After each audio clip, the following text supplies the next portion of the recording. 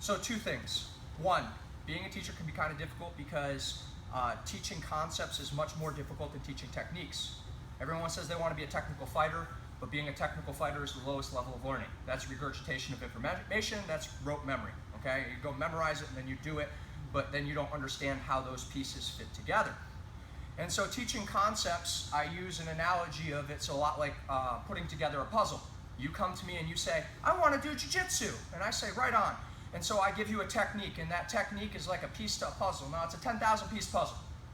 And so when I hand you that puzzle, it is human nature to look at it and go, this puzzle's a duck, right? And I go, no, it's not really a duck. It has a duck on it, but the puzzle's not a duck.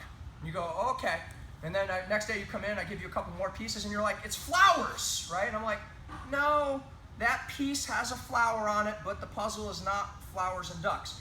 And at some point you realize that the puzzle itself is a boat, it has some flowers on it, it has a duck over here, but those were just pieces of the grander picture. Now, you don't have to have the whole puzzle put together to understand what the greater picture is. And I can't tell you which day, when I hand you a piece, when I hand you a technique, I can't tell you which day you're going to put it all together because it's different for everyone.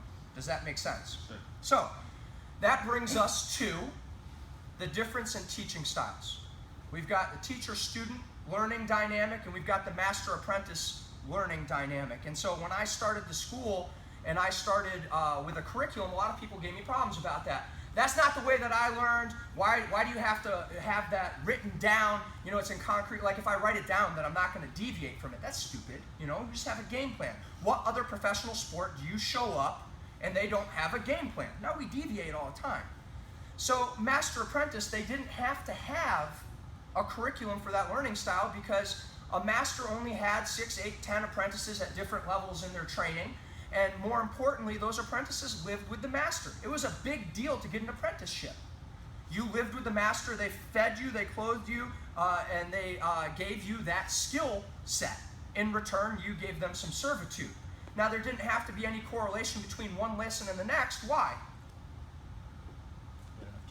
Because you were there every day, right? You're there Monday, you're there Tuesday, you're there Wednesday. So Monday, maybe we make horseshoes, and Tuesday we make arrowheads. Whatever we were making was dictated by what was needed at the time. Okay, you were building a skill, an important thing. Well, that's not how we're learning anymore. Not right now. All of you have jobs. Very few of you are professional fighters. Very few of you are professional jiu-jitsu players. And so what that means is my teaching dynamic has to be different. I have to have accountability for both myself and for you. So I teach armbar defense, and you get armbar. And the student's first inclination is, you didn't teach me the armbar defense. And I say, no, I taught it. And I look in the curriculum, about 3 to 6 months ago, and then I track down what day it was, right? And then I look in the attendance, and you weren't here. You weren't here on the day I taught it. You weren't here on the day that we reviewed it. You weren't there on the day we reviewed it. At the end of the block, you weren't here on the day we reviewed it then. And I say, where were you? Man, I was in vacation in Aruba, right? And I'm like, that's not my fault. I showed the armbar defense, and we're going to show it again because we have a game plan. The curriculum's going to come around again. But now that puts the accountability part on you. And so sometimes when you guys come in and I show techniques like I showed today, the kickstand, I'm showing you a piece to the puzzle. And we have a tendency to look at the piece of the puzzle and try to dissect what the greater picture is. You can't do that without more pieces to the puzzle, or you have a very narrow view. You're going to think it's a duck, and it's not a picture of a duck. It's a picture of a boat. It just has a duck in it. Daniel, come here. So that we're on the same page. So today we worked on our kickstand, right? And naturally, you're like, well, there's lots of space. This is the opposite of what we've been working on. It feels weird to turn my hips over to the side. I wouldn't bridge away from them. I would shrimp into them, okay? But what I'm doing is I'm teaching you one piece at a time. Setting the hook dynamically is one of the most difficult things to do.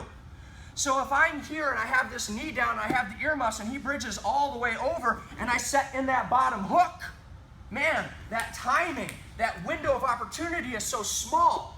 Can you imagine if I told you the whole picture was the person on top shrimps, and then I'm supposed to hop to the other side, and when he bridges, I set that bottom hook.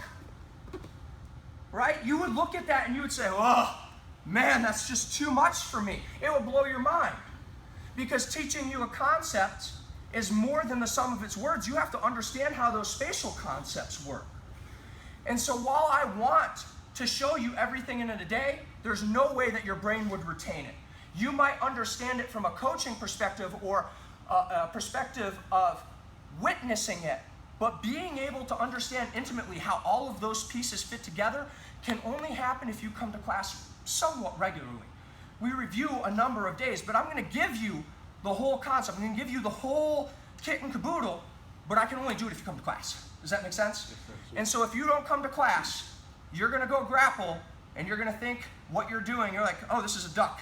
And then you're going to get caught in places, and you didn't have the whole picture.